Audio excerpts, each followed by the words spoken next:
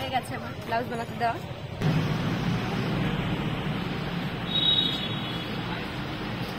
ততক্ষণ ভাজবো যতক্ষণ না চালটার কালারটা একটু চেঞ্জ হয়ে যায়। হলুদটা দেওয়ার পরে তো চালটা পুরো হলুদ হয়েছিল, যখন ভাজবো মিডিয়াম টু হাই হিটে তখন দেখা যাবে চালটা হালকা সাদাটে সাদাটে হয়ে গেছে। প্লিজ না। গুড মর্নিং সবাইকে। আজকের ভিডিওটা আমি রান্নাঘর থেকে স্টার্ট করলাম। সকালবেলা ঘুম থেকে তো উঠে গেছি, আর আজকে আমার ডাক্তার দেখানোর দিন আছে, তো সেই জন্য ও আজকে ডিউটি যায়নি, আমাকে ডাক্তারটা দেখাবে বলে, রিপোর্টগুলো করা হচ্ছিল, সেই রিপোর্টগুলো আর কি দেখাবে। তো সকালবেলা ব্রেকফাস্ট বানানো দিয়ে আজকে ভিডিওটা স্টার্ট করলাম। ব্রেডগুলো বাটারে ভালো করে একটু সেঁকে নিলাম, আর এদিকে এগ পোচ বানাচ্ছি, আর ওদিকে দেখো চাটাও গরম করতে বসিয়ে দিয়েছি। মামনি অনেক সকাল সকাল চা রুটি দিয়ে খেয়ে নেয়, আর বাদবাকি চাটা আমাদের জন্য থাকে, সেটা গরম করে খায়। যাই হোক, দেখো একদম ব্রেকফাস্ট আমাদের কিন্তু রেডি। এখন টপাটপ খেয়ে তারপরে হচ্ছে রান্নাঘরে ঢুকবো। আজকে আমি নিজের হাতে অনেক কিছু রান্নাও করব, স্পেশাল রান্না হবে, প্লাস আমার ডাক্তার দেখানোর দিন আছে, আর আজকের গোটা দিনটা তোমাদের সঙ্গে শেয়ার করব। আশা করি তোমাদের অনেক ভালো লাগবে। তো চলো তোমরা ভিডিওটা দেখতে থাকো। ব্রেকফাস্টটা করে একদম চলে এসেছিলাম রান্নাঘরে, আর এখানে মাটনটা সিদ্ধ করতে দিয়েছিলাম, কুকারে আর কি। তারপরে সিদ্ধ হয়ে গেছে, এখানে মশলা কষিয়ে দেখো মাংসগুলোর মধ্যে দিয়ে দিলাম। পুরো প্রসেসটা দেখালাম না, কেননা এটা খুব কমন একটা রান্না, ওই জন্য আলাদা করে কোনো প্রসেস তোমাদেরকে দেখালাম না। ও হ্যাঁ, তোমাদেরকে তো বলতেই ভুলে গেছি আজকে কি রান্না হবে। হ্যাঁ, আজকে হবে মাটন কষা আর হচ্ছে বাসন্তী পোলাও। এই দুটোর কম্বিনেশন এত ভালো লাগে না, কি বলবো তোমাদের, আমার তো খুব ফেভারিট। তবে ফ্রাইড রাইসটা আমি অতটা ভালোবাসি না, পোলাওটা আমি খুব বেশি ভালোবাসি, এবং বাড়ির সবাই খুব ভালোবাসে। নাও নাও, খেয়ে নাও, খেয়ে নাও, এই গরমে তাপ প্রবাহ থেকে বাঁচতে। তোমরা অনেকে আগের দিন পোলাওয়ের ফুল রেসিপি চাইছিলে, আজকে আমি চেষ্টা করবো পোলাওয়ের ফুল রেসিপিটা দেওয়ার চেষ্টা করবো, কারণ এটাই বলছি যে আমার আবার ডাক্তার দেখানোর দিন আছে, আর রিপোর্ট গুলো হাতে পেয়েছি। সবটা তো বুঝতে পারিনি, যতটুকু যা বুঝেছি ওই জন্য আগে থেকে বলছি না, আগে ডাক্তারকে দেখাই, তারপরে তোমাদেরকে বলছি যে রিপোর্টে কি এলো। আমি না দুটো খাবো, লস্যি আমি ভালোবাসি না অতটা, জম্পেশ করে খাও। এই বাদাম লস্যি খাও, প্লিজ না, জলদি খাও। আর অর্ধেকটা খাওনি, অর্ধেকটা খাও, অর্ধেকটা খাও, বাচ্চাদের মতো করো না। মাটনটা নামিয়ে তারপরে পোলাওয়ের চালগুলো ধুয়ে ভালো করে জল ঝরাতে দিয়েছি, আর এখানে হালকা করে একটু রেডি হয়ে গিয়েছি, যাব হচ্ছে ডাক্তার দেখাতে। আর গরমের মধ্যেই ওয়ান পিসটাই পরলাম, তো পরে এখন যাচ্ছি ডাক্তার দেখানোর জন্য। আর আমাদের বাজারেই দেখাবো, তোমরা তো যে আগের দিন দেখিয়েছিলে যে যেখানে আমি দেখাতে এসেছি আমাদের বাড়ি থেকে খুবই কাছে। এত গরম ছিল না, কি বলবো, এখানে বসে অস্বস্তি লাগছিল, এত কি আর বলি তোমাদেরকে। তো চলে এসছি, আর এখানে এসে আমের চাটনি বসিয়ে দিয়েছি, আমের চাটনি হচ্ছে। আর কি বললো না বললো সেটা তোমাদেরকে পরে বলছি। আর চলো আগে পোলাওয়ের রেসিপিটা তোমাদের সঙ্গে শেয়ার করি। প্রথমে নিয়েছি গোবিন্দভোগ চাল, এটাকে ভালো করে ধুয়ে, খুব ভালো করে ধোয়া যাবে না, কারণ যেহেতু সুগন্ধি চাল খুব বেশি ভালো করে ধুলে কিন্তু গন্ধটা চলে যাবে। খুব 1 থেকে 2টো ধোয়া দিয়েছি, দিয়ে 5 মিনিট ভিজিয়ে সেটাকে জল ঝরিয়ে একটা কিচেন টাওয়ালের উপর দিয়ে এটাকে ভালো করে শুকাতে দিয়েছিলাম। একদম দেখো শুকিয়ে গেছে চালটা, আর অনেকটা নরমও হয়ে গেছে। এবার যেটা করব সেটা হচ্ছে এর মধ্যে দিয়ে দেব এই যে গুঁড়ো গরম মশলা, পরিমাণ মতো নুন, পরিমাণ মতো ঘি, আদা বাটা।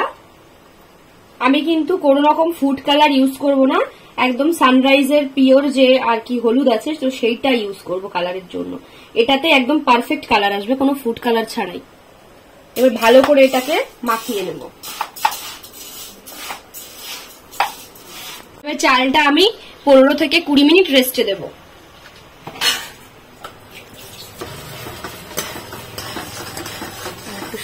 চাটনিটা আমার একেবারে রেডি হয়ে গেছে, নামিয়ে নিলাম।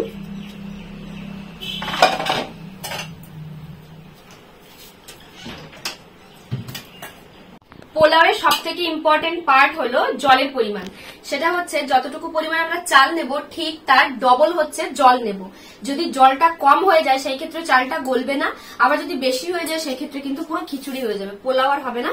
তো একদম ঝুরঝুরে পারফেক্ট পোলাও চাইলে কিন্তু একদম জলের পরিমাণটা ঠিকঠাক রাখতে হবে। তো এখানে যে পরিমাণে আমি চাল নিয়েছি তার ডবল হচ্ছে জল নিয়েছি। এবার এই জলটাকে কি করব, গরম বসাতে দিয়ে দেবো।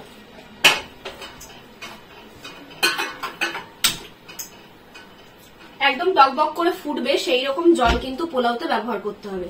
এই পাশে বসিয়ে দিয়েছি কড়াই, এবার এই ওভেনটাও জ্বালিয়ে দেবো। একটা বড় পাত্র নিলে ভালো হয় পোলাওয়ের জন্য, মানে নাড়তে সুবিধা হয়। যদি ছোট হয়, যেহেতু গোবিন্দভোগ চাল সেহেতু কিন্তু বেশি ঘাটলে একদম ঘুটে যাবে, একদম ঝুরঝুরে রাখার জন্য একটা বড় পাত্র ব্যবহার করলে সব থেকে ভালো হয়। হয়ে গেছে গরম, এর মধ্যে দিয়ে দেবো হচ্ছে আমি একটু ঘি, এর মতো সাদা তেল, দুটো মিক্স করে দিলে ভালো হবে।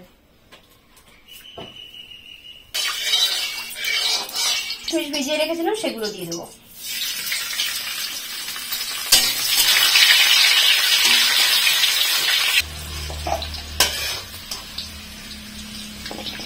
গোটা গরম মশলা আর তেজপাতা,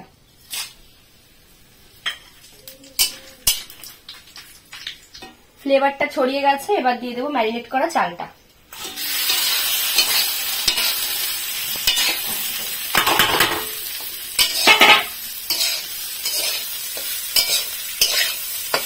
ততক্ষণ ভাজবো যতক্ষণ না চালটার কালারটা একটু চেঞ্জ হয়ে যায়।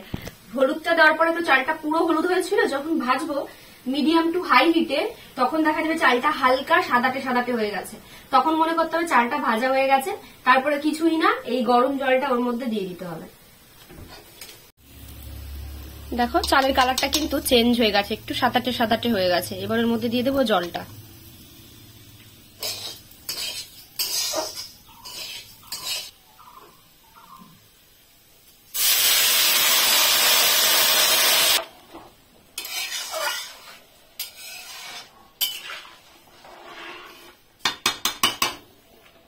দুই মিনিট হাই হিটে এটাকে ফুটতে দেবো, তারপরে হচ্ছে মিডিয়াম টু হাই রেখে ঢাকা দিয়ে রেখে দেবো। এবার হচ্ছে এটা মিডিয়াম টু হাই করে দিলাম, এবার এটাকে ঢাকা দিয়ে দেবো। ঢাকা দিয়ে এটা 7 থেকে 8 মিনিট পর আবার ঢাকাটা খুলবো, খুলে তারপরে হচ্ছে গিয়ে এর মধ্যে দিয়ে দেবো কাজু কিশমিশ যেটা ভেজে রেখেছিলাম সেগুলো, আর দিয়ে দেবো চিনি। চিনিটা আগে দেবো না, কারণ চিনিটা আগে দিলে চালটা কিন্তু গলবে না, তখন হচ্ছে গিয়ে বেশি আবার জল দিতে হবে, তখন পোলাওয়ের জলের যে মাপটা সেটা গড়বড় হয়ে যাবে, পোলাও আর হবে না। ওই জন্য হচ্ছে চিনিটা একদম লাস্টে অ্যাড করবো আমরা। একদম পারফেক্ট পোলাও হয়েছে। এবার এর মধ্যে দিয়ে দেবো হচ্ছে আমি চিনি, যেহেতু আমরা একটু মিষ্টিটা বেশি খাবো পোলাওতে, ওই জন্য আমি চিনিটা একটু বেশি দেবো। আচ্ছা, এবার এর মধ্যে দিয়ে দেবো ভেজে রাখা কাজু আর কিশমিশ গুলো। চিনিটা মেল্ট হওয়া পর্যন্ত এটা আবার আমি একটু ঢাকা দিয়ে রাখবো, একদম লো ফ্লেম করে দিয়ে এটা একটু ঢাকা দিয়ে রাখবো 2 থেকে 2.5 মিনিট। তার মধ্যে চিনিটা মেল্ট হয়ে গেলে ব্যাস রেডি পোলাও। ও তার আগে একটু ঘি ছড়িয়ে নিও। ঘিতে কঞ্জুসি করলে কিন্তু পোলাও হবে না, ঘিতে কঞ্জুসি করা চলবে না। খুব বেশি ঘাটবো না, জাস্ট এরকম করে, একদম ঝুরঝুরে পোলাও। আর একটু হবে, চিনিটা মেল্ট হবে, একদম পারফেক্ট। একটা লম্বা ঘুম দিয়ে উঠলাম, বেশ ফ্রেশ লাগছে। স্নান করে খাওয়ার সময় যে একটু ভিডিও করে সবার থেকে রিভিউ নেব, মানে সেটার অবস্থাতে ছিল না। প্রথমত প্রচন্ড খিদে পেয়ে গেছিল, আর দ্বিতীয়ত হঠাৎ করে খুব উইক লাগছিল, তার জন্য আর ভিডিও করতে পারিনি। খেয়ে দিয়ে ঘুমিয়ে পড়েছি। তো যাই হোক, এখন ঘড়িও ভুলভাল দেখছিলাম, আমি ভাবছি কি 7:30 বাজে কেন, তারপর দেখি যে না, এখন হচ্ছে 4:30 বাজে। তো যাই হোক, এখন উঠে গেছি, এখন একটু চোখ মুখটা ধুয়ে আসবে, একটুখানি ফ্রেশ হব, জল খাবো, গলাটা শুকিয়ে গেছে। তারপর হচ্ছে আমার একটা শুট আছে ব্র্যান্ডের, সেটা কমপ্লিট করব। 2টো আছে, এখন একটা করবো, আর একটা রাতে করবো, নাহলে কালকে করবো। তো সেই শুটটা এখন কমপ্লিট করবো, আর কিছু সিনেমাটিক বানাবো। তো চলো আবার তোমাদের সঙ্গে দেখা হচ্ছে সন্ধ্যাবেলা। না সন্ধ্যাবেলা না, এখন যে লুকটা ক্রিয়েট করবো সেই লুকটা তোমাদের সঙ্গে একবার শেয়ার করবো। তো চলো আবার দেখা হচ্ছে একটু পরে। তো দেখো আমি রেডি হয়েছিলাম এই যে শুটের জন্য। তো শুট তো হলো না, কয়টা রিলস বানালাম, বানিয়ে হচ্ছে এখন একটু বাজারের দিকে যাবো। এই যে তুমি সবাইকে দেখাও তো কি করে স্টার্ট দিতে হয়। ওটা তো হর্ন দিলে, স্টার্টটা কি করে দিতে হয়। তো এখন আমরা বাজারে যাচ্ছি একটু ব্লাউজ বানাতে দিতে। এই যে ব্যাগ, চলো এসে তবে শুটটা করে নেবো।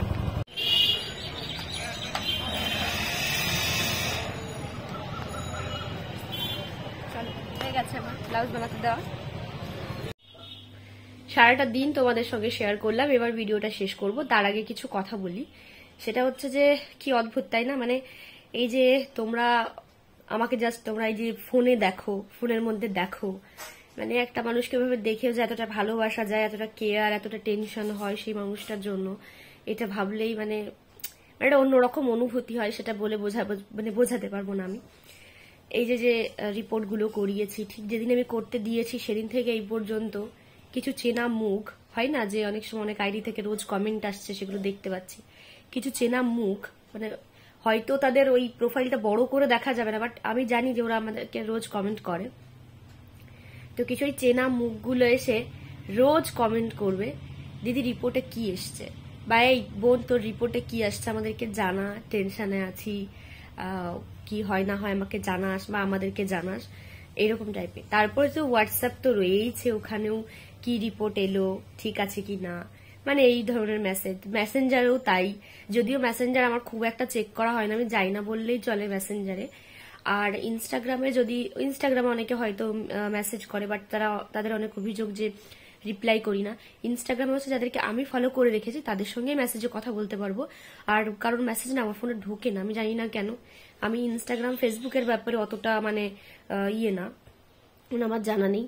আর আরেকটা কথা বলি, সেটা হচ্ছে যে অনেকে হয়তো ফেসবুকে আমার ভিডিও দেখো, বাট ফেসবুকে আমার নিজস্ব কোনো ফেসবুকের মানে পেজ নেই, আমার একটাই অ্যাকাউন্ট, সেটা হচ্ছে তরি মল্লিক নামে, ঠিক আছে। আর আমার কোনো পেজ নেই, পেজ সমস্ত ফেক পেজ, যত বড় বড় পেজ দেখবে সব ফেক পেজ, ওগুলো আমার নিজস্ব পেজ নয়। তো যাই হোক, কি কথা বলতে বলতে কিসে ঢুকে যাচ্ছিলাম, যাই হোক, কি আমার সব তালগোল পাকিয়ে যাচ্ছে।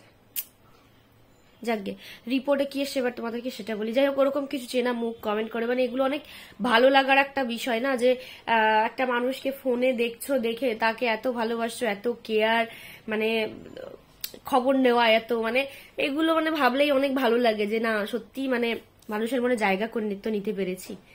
তো ব্যাপারটা হচ্ছে রিপোর্টে কি এসছে বা তোমাদেরকে বলি। অনেকেই গেস করেছিল দিদি তোমার হয়তো থাইরয়েড ধরা পড়বে, আবার অনেকেই বলেছিলে যে হিমোগ্লোবিন দেখো কম, এরকম টাইপের। হ্যাঁ, তোমাদের গেস আর কি একদম ঠিকঠাক, তবে থাইরয়েড ধরা পড়েনি। আমার যেটা হয়েছে সেটা হচ্ছে আমার প্রচুর ব্লাড কম, ওই জন্য আমার খুব উইক লাগে, আর তার জন্য আমাকে কুলেখাড়া, জ্যান্ত মাছ এইসব খেতে বলেছে।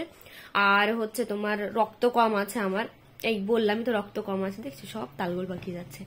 আর হচ্ছে তোমার হিমোগ্লোবিন কম, যেটা তোমরা সবাই আমাকে বলেছিলে, সবাই বলতে পারি মানে ম্যাক্সিমাম লোকেই হিমোগ্লোবিন কম বলেছিলে আমাকে, সেটা একটা ব্যাপার। আর হচ্ছে ঠান্ডা যেটা সারে না, সেটা হচ্ছে গিয়ে তোমার অ্যালার্জির প্রবলেম, যে অ্যালার্জিটা কিন্তু মানে যে চুলকাই গা হাত পা বা গায়ের র্যাশ টাইপের বেরিয়ে যায়, ওই রকম অ্যালার্জি নয়। দেখবে অনেকের অনেক রকম অ্যালার্জি থাকে, অ্যালার্জি হয়ে ঠান্ডা লেগে যায়, সারতে যায় না, তো সেই অ্যালার্জিটাই আর কি আমার।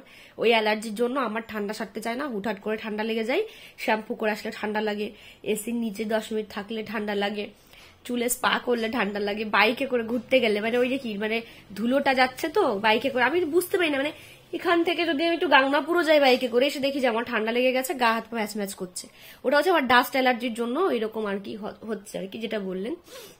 এই হচ্ছে রিপোর্টে এসছে।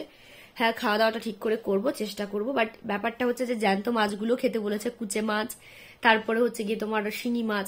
এবার এই মাছগুলো আমি না খাই না, আমার কেন এরকম ঘৃণা লাগে এই মাছগুলো খেতে, ছোটবেলা থেকে আমি খাই না, মানে যে মাছের আঁশ থাকে না সেই মাছগুলো আমার খেতে একটু কেমন বেশ লাগে, ওই জন্য আমি খেতে চাই না খুব একটা। তো ও চেষ্টা করবো। কুলেখাড়া যেটা, ওইটা খেতে বলেছে, ওইটাই খুব রক্ত হয় শুনেছি, কিন্তু বড্ড তিতো। যাই হোক, মানে কেয়ারে থাকবো, আমি নিজের যত্ন নেব।